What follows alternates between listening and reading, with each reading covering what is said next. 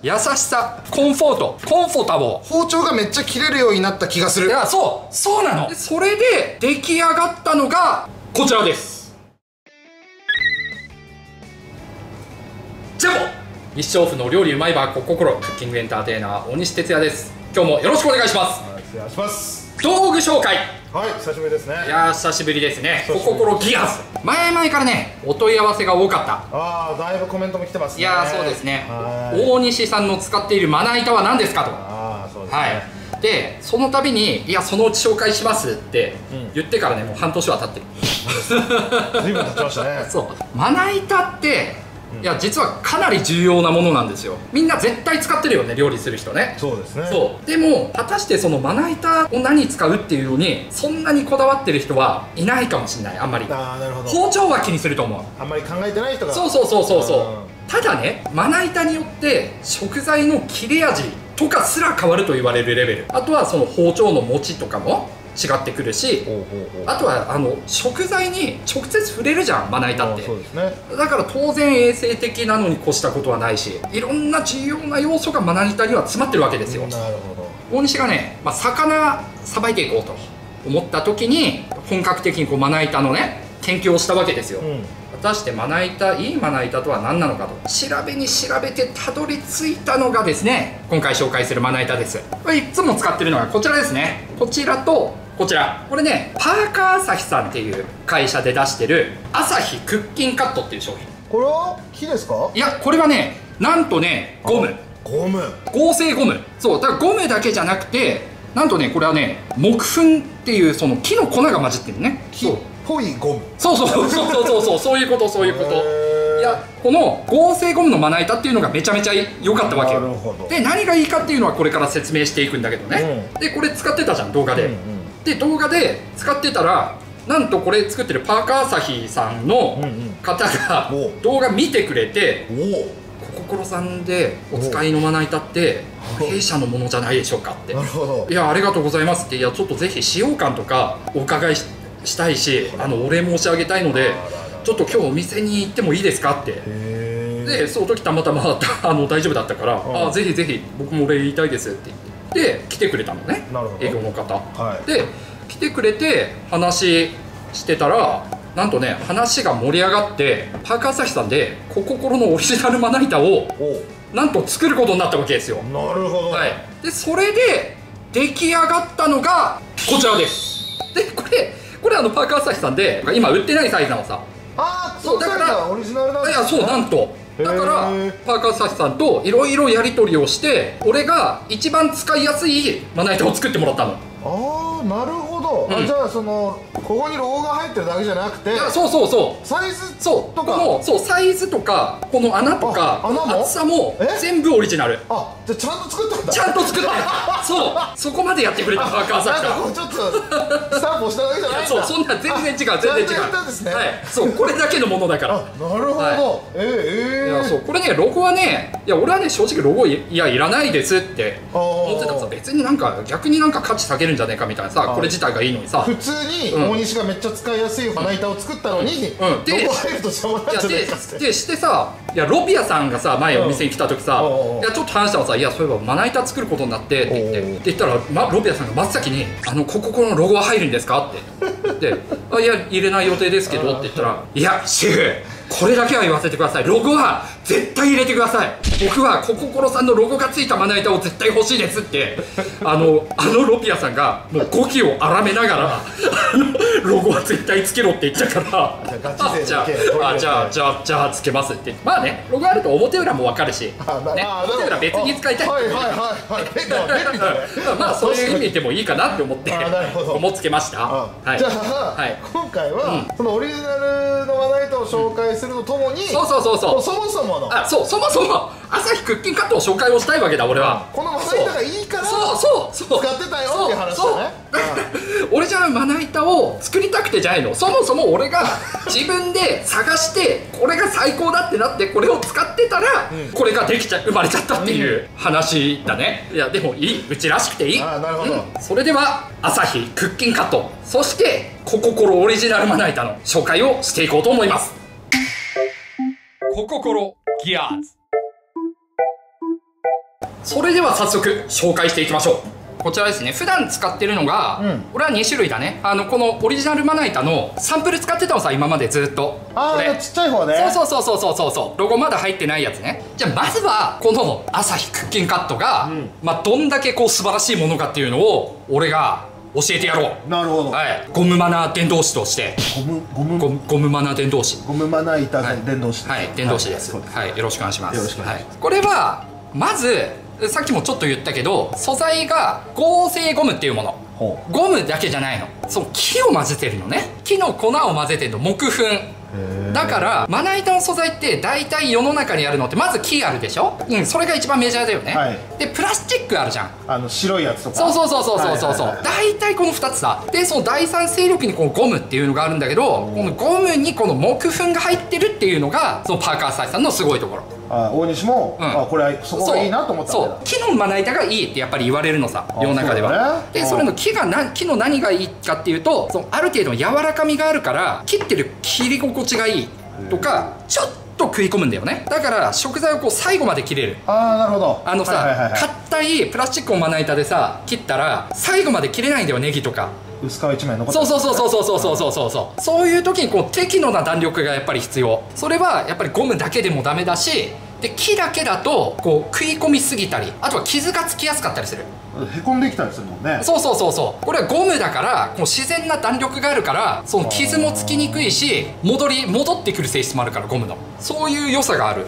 木よりいい。だけど使い心地は木に近い。非常にゴム感はないんですね。そう、あんまりない。どちらかといえば木だよね。そうだね。俺の使ってる感覚でも。なんだって言われたら木かなっていう。木かなって感じだよね。普段これ料理盛り付けに出してる木のまな板だけど、めっちゃ木。そう、めっちゃ木でしょ。これゴムだと何が素晴らしいかって、洗うでしょ。洗った後めっちゃ早く乾燥するの。木はね、それがね、染み込むもんね。そう、木のまな板こうやってザーって洗って乾くまでと、これが乾くまでともう天と地ほどの差がある。じゃあもう雑菌も繁殖しづらいし。そう分かってるじゃないですか。2年やってるからですぐ乾きやすいから雑菌ももちろん繁殖しにくいし、あとは匂いとかもつきにくいよね。基本的にこう水とかがこう染み込まない材質。いいとこ取りなわけだね。いや、そう、いいとこ取り。なるほど。はい、ちょっと木触らせてよ。いいよ。木がどれぐらい木ね。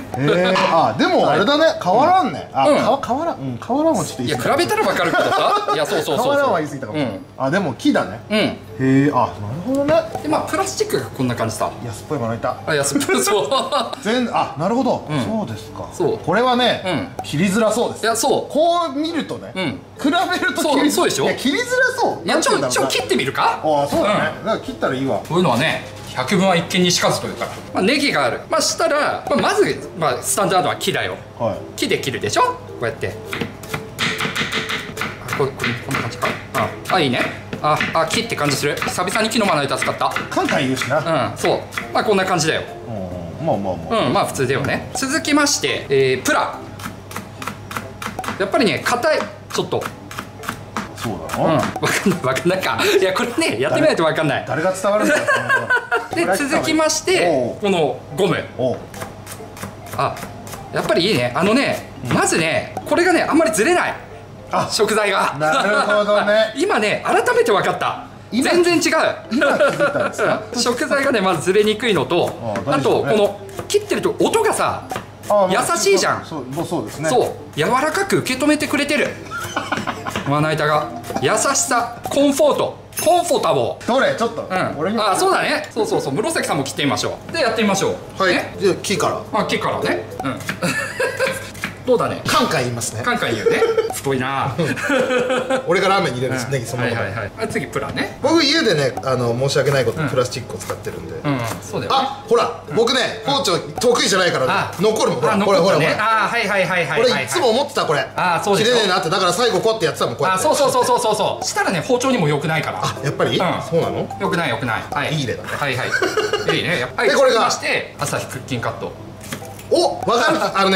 包丁がめっちゃ切れるようになった気がする。いや、そうなの。これね、ちょっと本当に媚びとかじゃなくて、いや、これちょっとわかんないよね、多分。いや、わかんない。使ってみないとわかんないけど、いや、それはね、でも使った人みんな言う。いいまな板使うと包丁がめっちゃ切れるようになった気がする。火が2位かな。そうだよね。改めてこっちもやってみ。プラスチックのまな板って実は、プラスチックは安いから加工もしやすいし、サイズのラインナップもいっぱいあるから、それはそれでいいのさ。あ、なるほど。この下につく時の感覚か。あ、そうそうそうそう。なるほどね。僕は分かりましたね。そう、まあ紫でも分かるっていうことは大事なことだから。使ったら分かるやつだね。いや、そう。絶対わかる。いや、カメラではさすがにちょっと難しいかもしれないけど、そうまずこれはわかるよ。そう、包丁が切れるようになった感じがする。する。それはね、本当にある。だから多分ね、料理上手になった気持ちになると思うな。そうだね。これは難しいな。難しいよね。いや、動画で伝わるのかっていう、あとはもう俺らのことをどれだけ信用してるかっていう問題で。いや、うちは正直で売ってるじゃないですか。どんなものでもオネスティでやってますから。俺らを信じて。これ今何気なく拭いたけど、これ水でね、こうやってまあ洗うじゃん。でこれで拭いたらもうほぼもう乾く。へえ。めちゃめちゃいい。全然そう水を吸わない、そもそもね。ゴムだからね。ゴムだから。これは分かると思う、さすがにね。これ木だったらさ、こうまあ洗って、やっぱりその後さ、かなりのこの湿りっ気がそうだよね、残るわけよ。冷たいですね。そうでしょ。でゴムはこうやっていくともうこの辺とかちょっと乾いてくる。すぐ早くも乾く。でこれがね、俺はね使って一番びっくりした。めっちゃ乾くの早い。じゃあ魚の時とかめっちゃいいわけだね。だしこうプラのやつとかよりもやっぱりこのデコボコが少ないと思うな、こっちの方が。そうで当然こう汚れも染み込まない。例えばちょっとあれみたいな、夜中の通販番組みたいね。ほら子供たちがいたずらでまな板の上にマヨネーズなんか出しちゃったよ。しわぎだな。ああ、それにこんなケチャップまで。まな板はホットドッグじゃないんだぞ。欲しいわマジで。いうようなのでもこうある程度伸ばす。ああ、やだやだよね。やだ。これ一吹きするだけでざっと。これちょっと待って、本当にすごいやつじゃん。本当にすごいやつよ。ちょっと待って、寄るからちょっともう一回シュッていくよ。ざっと。すごいじゃん。そう、触らせなさい。あ、すごい。本当にすごいやつだ。マジか。マジで。だから余裕だよね。普段マジか。本当のやつじゃん。当然これぐらい全く残らないから匂いも残らない。なんかもう洗う回数自体減っちゃう。そうだよね。だって今のさフラとかだったらさ、結構ちゃんと洗わないと。いや、そう匂いも残るし、素材も残るし、洗う回数も少ないし、だからちょっとしたものを切っただけならアルコールこうやってピッてやって拭くだけとかでもいい。でもすぐ洗えるし、すぐ乾く。洗ってもめちゃくちゃいい。めっちゃいいじゃん。そうで、まだあるの。ちゃんといいやつ。まだいいとこある。で普通他にもゴムで作ってるまな板ってあるんだけど、熱に弱い。普通のゴムまな板は。そう、そんじゃそこらのゴムまな板は。でもね、パーカー朝日さんのこのゴムまな板は熱に強い。さすがにこう100度じゃなくて90度っていうふうには言ってはいる、メーカーさん的にはね。そう、90度のやつでこう消毒できる。まあ90度でほぼ死ぬから、悪いやつら。悪いやつら。90度で死なないやつは150度でも死なねえから。逆にね。そう、漂白剤で漂白しても OK。いいの OK で使ってたら、さすがにちょっと黒ずんできたりもあるから、包丁でこう全く傷つかないわけじゃないから。でそういうところにこの細かいっていうか黒ずみとかになったりするけど、漂白すれば OK で、その傷もそもそも木の何十倍もつきにくい。これは何ヶ月使ってるんですか？これはそうだよ、半年は使ってるね。めちゃめちゃ長く使えるのさ。某大統領が来たお寿司屋さんでも使ってて、そこはねもう45年間使ってる。そう、買い替え需要ないじゃんって思うんだけど。同じの45年前のこれは今のこれとは絶対違うじゃんって思うでしょ。思うけどマジでそれほどのもんなの。寿司屋さんでも木のまな板もうさ、おつ型みたいな。そう木のまな板使ったりするもんね。でこれもさ、ちょっとやってって減ってきたら、これね削ればいいの。こうやって削っていいの。これさ、外側にさ、このなんつうの、コーティングじゃない。もう芯までこれ全部これ。マジで？そう、全部構成ゴム。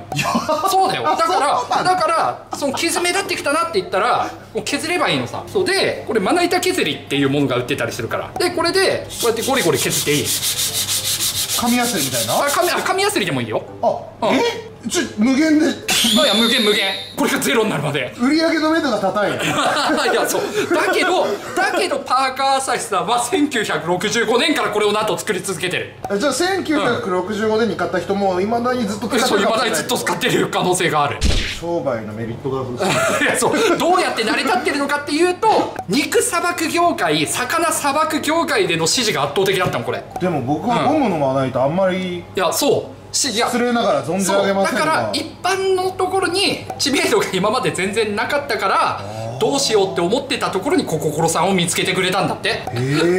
いやで俺はめちゃめちゃいいものだから勝手にもっと普及した方がいいって思ってるのこれは。じゃあこれはもう業務用のやつなんですか？そうこれは業務用で、これは業務用。そうで家庭用のアサヒクッキンカットもアマゾンとか売ってんのさ。ただ家庭用のやつは木粉が入ってない。じゃあちょっと違うんだ。そう違う、これがめちゃめちゃいい素材だから家庭用のやつと業務用と値段が全然違うんだけど、ハイグレードタイプ。そうそれはそもそも素材が違う。家庭用のやつも家庭用のやつで別にそれはいいんだけど、ただ木粉は入ってないね。この使い心地とはやっぱり違ってくる。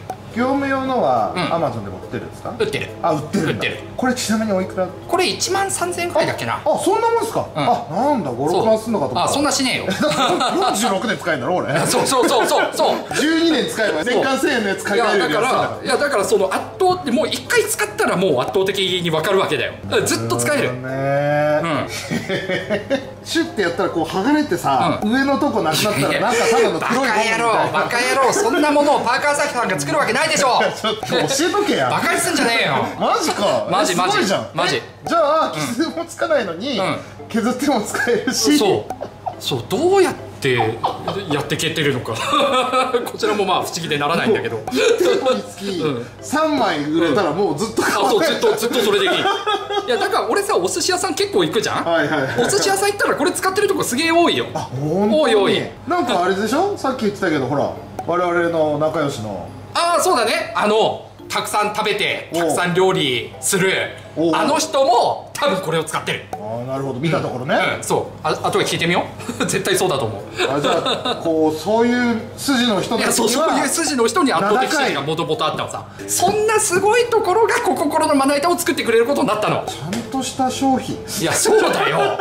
いや世界一のまな板だって俺は思ってる。いやすごいことだよ。だからそこに多分 YouTuber でこうやってまな板作ってもらうって多分初めてじゃない？今めっちゃうなずいてる。包丁とかさ、包丁はよく見るね。フライパンとか。フライパンとかね、レミパンとかさあるじゃん。いいですね。初の商品がまな板。渋い。うちらしい。渋い。いいよ。一番大事だからキャッチャーからキャッチャーからやっていく。皆さん講師だからキャッチャーを育てようと。これを使ってたんだけどオリジナルのを作ろうってなって話してった結果こいつになったわけですよ。なるほど。コココロギアーズ。じゃあこういうのが欲しいですっていう話をして、まずこれを作ってもらったんだ。いやそうで、そのオリジナルのまな板なんでこれになったかっていうと、最初これ買ったの。これ普通にね、この大きいやつ、魚さばくために業務用の大きいやつを買ったの。これ使ってていいなって思ってたんだけど、いや魚さばく時とかその枝肉切る時とかはもちろんこれが最高なんだけど、普段の営業中実はここぐらいしか使ってなかったなって思ったの。自分でね。そう自分でやってて、営業中はせいぜいねネギ切る、豆腐切る、トマト切る、レモン切るとか、あとは刺身の柵をこの刺身にする、そういうあれだから、いや別にこれいらんやんと、このぐらいでいいんじゃねえかという話をして、でなんかこのサブまな板みたいのありませんかって言ったら、何パターンかの中にこの今使ってるサイズのやつとかもあったのさ。でこの最初はさ、このまな板の上にこうやって乗せてこうやって使ってたんだけど、やってたら本当にねここしか使わなかったんだよね。もう全然。いやここなんか普段全然使わなかったの。仕込みの時しか使わなかった。なるほどなるほど。実際の調理となるとそんなに大きいまな板は、あれいらねえんじゃねえかって思って試しにこれ抜いてこれだけで使ってみたのさ。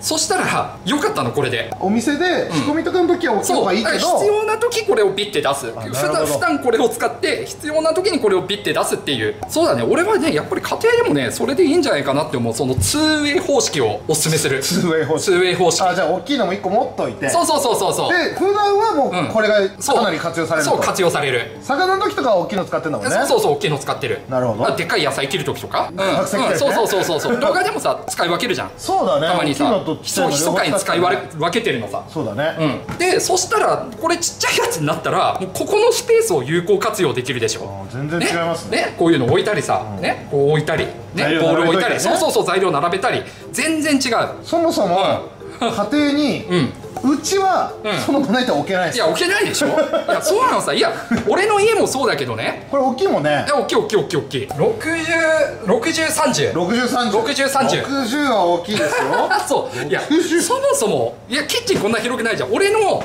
自宅もそうだけどキッチンで使えるところってこんぐらいだと思うよ。俺の家なんて普通のサイズのまな板横入んねえから。いやそうだよね。最近はさ家庭とかでもキッチンがこうだからこういうさ普通のまな板をこう縦に使うっていう場合がかなりあるらしいんですよ。あ言われてみればそうだなって思って、いやこれならねちょうどいいじゃんね。これ縦にしてもいい。それ横でも入りそう。横でも入る。めちゃめちゃ便利ですと。でこういうことになったのさ。でこれでこのサイズがいいなサイズがいいなってなって持つところがなかったのさ。こう元々のやつは。だからいや普通そうだけどこれ持つとこあったらめっちゃ便利だなって。ああ大西的にね。そう使っててね。そうでそれでお願いしたら真ん中にね穴開けてくれたの。こちらで真ん中に穴開けてくれたのさ。でこれでこうやって使ってたらいやいいんだけどなんかさ食材切る時に大体真ん中に置くじゃん。ああなるほど。でしたらねここが使えなくなっちゃう。だからこれ角の方いいですって言って。ああなるほどね。改良されたわけだ。そう改良された。だからこれがあるだけでこう食材切ってこのままピッてするようになった。だからこれ使ってる時はさこれ使ってたじゃん。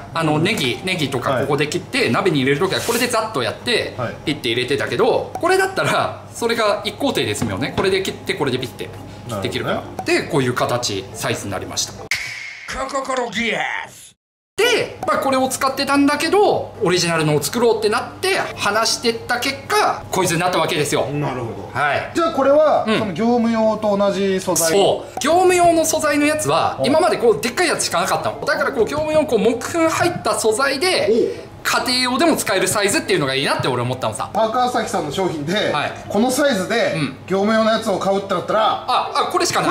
これしかない。コココロのロゴが入ったやつしか残念ながらない。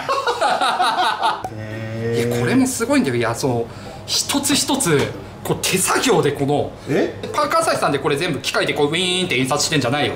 これパーカー朝日さんが印刷の会社にこれをわざわざ送って印刷の会社がこれのここにこう印刷する型を作って一つ一つ職人が手作業でこれを印刷してる。ダメだよそんなことしたら。俺軽い気持ちでパーカー朝日さんに「いやロゴとかつけれますか?」って言ったらさ「いや大丈夫です」って言って「こんな感じですか?」って来たけど「こうやって作ってるんですよね」って聞いたらめちゃくちゃちゃんとした職人技術でこれつけられてた。そんなことやらしたらダメよ。だからそんじゃそこらのあれじゃ消えないから。ロピアさんのせいだぞ。ロピアさんのせいだわ。このサイズだったらこの辺りでもいろんな作業ができるしそもそも家庭のキッチンのサイズにぴったりだと。だから縦にして使ってもいい。例えばこうみじん切りにする時とかあるじゃん。でそういう時俺こうやって縦に切っててこれまでは食材をこうしてたんだけどこれだったらこうやって切っててこっから始めれる。なるほど。これめちゃくちゃ便利だよこの活用。しかもパッと使ってパッと洗えるね。そうでこうやって切る。でザッと入れる。でザッと洗う。でそのためにもこの5平米穴がめっちゃ重要なわけだよ。材質のしっかり感がそうだね。そう重要に出てる。これはパーカー朝日さんも言ってたけどいや唯一の弱点は重いことなんですって。重いのはダメなのって思うじゃん。俺はね別にいいと思う。安定感があるじゃん重い方がさ。その中でも極限まで軽くするためになんとねこれをね 13mm っていう厚さまで限界まで薄くしてくれたの。今まではパーカー朝日さんの技術では 14mm が限界だったんだって。コココロまな板のためにその限界を超えて 13mm という薄さを実現してくれた。めちゃめちゃちゃんと作らすやん。そうありがてえよ。すごいちゃんと作らすじゃん。いやこっちが恐縮してる本当に。いや今あるものにピッてロゴつけて売るぐらいかなって思ったけどなんか話してったら盛り上がっちゃってさ。俺ですらそう思ってた。いやそうでしょ。めちゃめちゃちゃんとするじゃん。いやそうなんですよ。そうですか。ちょっともう一回も出してよ。あるよ。このサイズのやつとかはいろんな用途があると思う。贈り物にもいいんじゃない。例えばねこれからこう成人して一人暮らしをする息子に贈る一品単身赴任の旦那に送る一品で、さらにもちろん家庭でもいいけど、正直本当に俺もリアルに今もうメインウェポンがこれだよ。まな板普通にお店でも使ってる。そう、お店で使ってるのももう9割方これ。全国の飲食店の方にもおすすめしたい。いや、おすすめおすすめ。本当にもし皆さんからのご要望が多かったらコココロまな板第2弾もね生まれる可能性だってある。サイズ感の違いとかね。そうこういうのは売れ行き次第ですからね。そうだね。ちなみにじゃあまあちょっとここまで引っ張っておいたらなんですけど、ちょっとテレビショッピング的な。いや、そうですね。これお高いんでしょ。いや、お高いです。あ、そうですよね。お高い。そうです。お高いっていうか、いや、適正価格だよ。高そうなまな板だもん。はい。おいくらで7000円税別です。絶妙な金額ですね。原価もめちゃめちゃかかってるから当然。でも絶対損させない自信ある。めちゃめちゃリアルな金額。7000円税別です。7000円税別。いやでも仕方ない。いや、自信を持って7000円だよ俺は。仕方ない。だってこれあれなんでしょ。業務用のあれなんだろ。業務用の。仕方ないよ。だって40年使えるんだもん。そうそう、だから家庭用の方がAmazonで売ってる家庭用の方が3000何百円で安いけど、それそうなんだ。そうこれよりちょっと大きくて安いけど、でも素材が全然違う。穴も開いてない。穴も開いてない。コココロのロゴもついてない。コココロのロゴ、コココロのロゴで4000円上がってるわけだよね。そう全然違う。そういうことじゃない。そういうことじゃない。それならいい。それならいいよ。いや俺はどうしようかと思ってたよ。そのさ、一般のやつがちょっと安いけど、うちのやつは7000円ぐらいするっていうね話でね、うちのスタンプで3000円取るのはやべえなと。大西哲也がそんな商売するわけがないでしょう。あ、なるほどね。あ、でもまあそのうちでおすすめしてるのはその木粉が入ってる業務用だけど、一般でももちろんいいでしょ。もちろんいい。もちろんいい合成ゴムを使ってる。これを別に押し売りする必要はない。パンダー発さんご利用動画だな。そう押し売りするつもりはないの。必要だと思ったら買っていただきたい。でもこれだけいい商品だとは思う。はあ、そうですか。うちのマネージャーそんなにいいやつだったら。いや、そんないいやつだよ。なんか俺も欲しいじゃんそれ普通に。